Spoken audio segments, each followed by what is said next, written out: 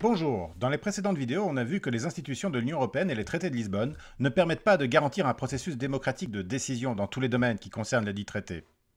Or, tant la Belgique que la France et les autres pays d'Europe occidentale ont eu à cœur au cours des 19e et 20e siècles de fabriquer un ensemble d'institutions de protection sociale d'une ampleur jamais observée dans l'histoire. Soins de santé, pensions, assurance chômage, assurance maladie, congés payés, aide à la famille et même secours aux plus démunis. Personne ne peut mourir de faim en Europe occidentale. Et tout cela en diminuant le temps de travail et en augmentant l'accès à l'instruction. L'exemple pris ici, pardonnez-moi auditeurs français, c'est le progrès des conquêtes sociales en Belgique que l'on doit plus au rapport de force entre le monde du travail et le monde du capital qu'à la sincérité des dirigeants politiques. Ces progrès culminèrent entre 1945 et 1978. Alors certes, c'était pas parfait, mais la pente allait dans le bon sens, sans compter que la participation démocratique, elle aussi, suivait la courbe de l'instruction. Il y avait presque de quoi croire dans le sens de l'histoire. Mais au cours de ces dernières décennies, les conquêtes sociales ont commencé de dégringoler de plus en plus vite. Au départ, ce n'était pas nécessairement lié à la construction européenne, mais il faut l'avouer, avec l'Union européenne, aucun gouvernement de gauche ne pourrait appliquer son programme, fondamentalement. Et c'est cela qui va être l'objet des minutes qui suivent, et des deux vidéos qui viennent après, ainsi que de la vidéo prévue sur le sommet social de Göteborg. S'il faut le préciser, une politique de gauche, qu'est-ce que c'est? Pour pas mal de monde, cela signifie des idées généreuses comme favoriser le mariage pour tous ou réduire la discrimination vis-à-vis des minorités, encourager la parité et l'égalité des chances. En réalité, aussi bien les partis libéraux que les partis sociodémocrates défendent ce genre d'idées. En Belgique, par exemple, les libéraux ont promu l'IVG et l'euthanasie pratiquement autant que le Parti socialiste. En France, c'est un président de droite qui a le premier nommé des ministres importantes dont les origines, à une ou deux générations, sont africaines. Alors, si ce sont des politiques de gauche, Nicolas Sarkozy est un homme de gauche. Non, ce que j'entends par politique de gauche, c'est la promotion de l'égalité, non pas de droit, mais de fait, ce qui implique la suppression ou la diminution des inégalités d'accès aux biens et aux services. Au passage, vous constaterez que si je fais de gros efforts de dynamisme, par contre, au niveau du graphisme, c'est toujours pas ça. J'ai pas eu le budget. S'il y a des volontaires pour m'aider, soit à refaire les vidéos passées, soit à faire les suivantes, qui se sentent motivés par le sujet et qui ont les compétences, mais sans budget, je suis preneur. Je sais que c'est pas gai de travailler sans être rémunéré pour ce qu'on sait faire professionnellement. Je le sais, je fais ça tout le temps, y compris maintenant. Une politique de gauche implique que les impôts ont pour fonction de redistribuer la richesse des riches vers les pauvres, au minimum. Or, il y a de nombreux éléments qui, dans les traités de l'Union européenne, interdisent d'envisager une telle politique de gauche, même raisonnable, même gentille. Ambroise Croizat, le ministre qui fonda la Sécu en 1946 en France, et André Renard, le dernier grand syndicaliste belge, ferait figure de dangereux bolcheviques aujourd'hui. Parmi les mots-clés qui font obstacle à une ligne sociale et qui se répètent dans les traités de Lisbonne, on trouve le marché unique, la règle d'or, la compétitivité. Le marché public qu'on ne peut pas remettre en question et les limites aux dépenses publiques, on y a déjà fait allusion dans les vidéos précédentes. Aujourd'hui, nous taillerons un costard au marché considéré comme la clé de voûte de l'Union européenne, mais qui en est surtout l'objectif réel. Le marché contre la guerre. Tenez la guerre. L'union contre la guerre. Ça pourrait être un thème de droite comme de gauche, non ? Beaucoup d'entreprises n'aiment pas la guerre et ne vivent pas dessus, c'est incontestable. Mais la guerre n'est jamais là partout à la fois. D'ailleurs, le plus grand crime contre l'humanité, c'est la guerre, évidemment. Et l'Union européenne, justement, c'est pas le truc qui nous protège de la guerre. Ce mythe a la vie dure, mais en réalité, la guerre est un mot très vaste et recoupe de nombreuses notions. Le marché, en réalité, c'est la guerre. Il y a bien plus cependant, c'est que la guerre, ce n'est qu'une forme superlative de crise.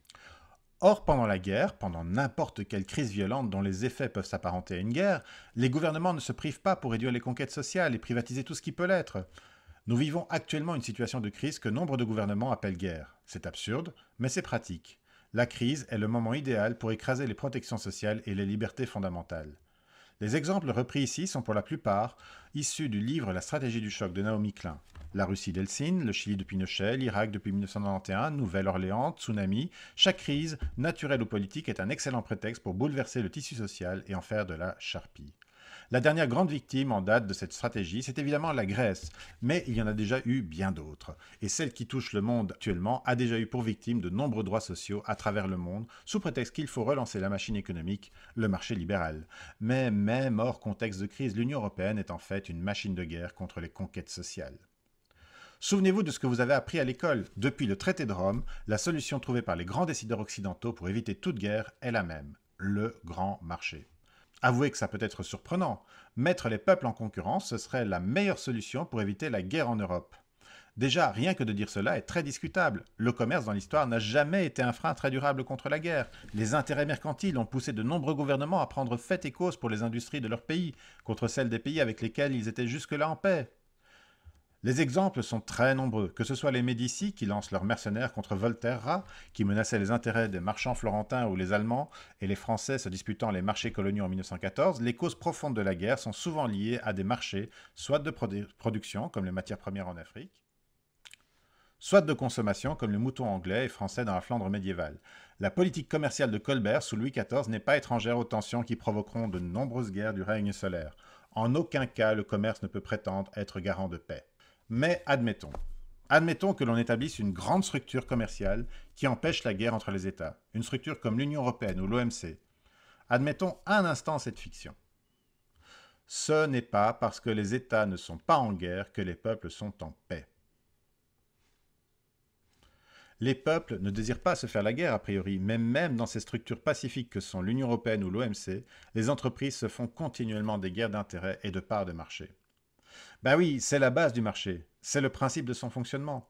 Plus ou moins aidés par les chefs d'État, si les entreprises sont suffisamment importantes, ou dans certains cas comme la Chine actuelle ou les USA de Trump, parce que la politique commerciale correspond à leur vision politique. Le principe même de l'économie de marché, c'est la conquête de parts, la préservation de territoires acquis, la croissance, quitte à ce que ce soit aux dépens des autres. La compétition étant la base du marché, la concurrence entraîne une guerre interne entre les travailleurs au sein de la classe laborieuse. Opposer les travailleurs et les consommateurs sur un marché toujours plus grand, avec de moins en moins de règles contraignantes pour les entreprises, cela signifie que les tensions augmentent parmi les moins chanceux du monde libéral. D'une part, les travailleurs devront accepter des conditions de travail moins favorables parce qu'ils seront mis en concurrence avec des personnes moins bien protégées. D'autre part, il se produit un effet paradoxal, en apparence, à l'augmentation du nombre de travailleurs employés dans les mêmes conditions. Un plus grand nombre d'individus sur le marché de la consommation lui fait subir une tension. Car si les travailleurs peuvent aussi plus facilement se déplacer pour venir chercher du travail, cela augmente la concurrence sur le marché du travail, mais surtout, ça provoque des bouleversements dans le tissu urbain. Nous ne parlerons pas ici des problèmes culturels, qui sont surtout des problèmes pour les esprits étroits. Mais si pour un même environnement urbain, pour un même parc immobilier, il y a plus d'habitants, fatalement, les prix des loyers vont augmenter. Les propriétaires immobiliers ne vont pas se gêner pour augmenter les loyers s'ils s'aperçoivent que la demande augmente. Pourquoi se gêneraient-ils? Les collectivités comme les communes, les municipalités ne produisent plus assez de logements sociaux pour les concurrencer. Au total, donc, le marché, c'est un piège social. Oui, oui, vous diront les libéraux, ces tensions vont être finalement résolues par le marché. Le marché, qu'il voit comme un acteur, va construire des logements. Pourtant, les prix, une fois qu'ils ont monté, baissent rarement pour le consommateur final, s'ils ne sont pas contrôlés. Ou alors, c'est la qualité qui baisse. Ça inspire pas mal les dessinateurs d'ailleurs. Et quand les prix du logement baissent, quand ça arrive, c'est l'alarme, c'est la crise, les marchés paniquent. Voilà pour le marché. Dans la prochaine vidéo, on abordera un deuxième point qui interdit à tout membre de l'Union européenne de produire une politique de gauche, la règle d'or. N'oubliez pas de partager.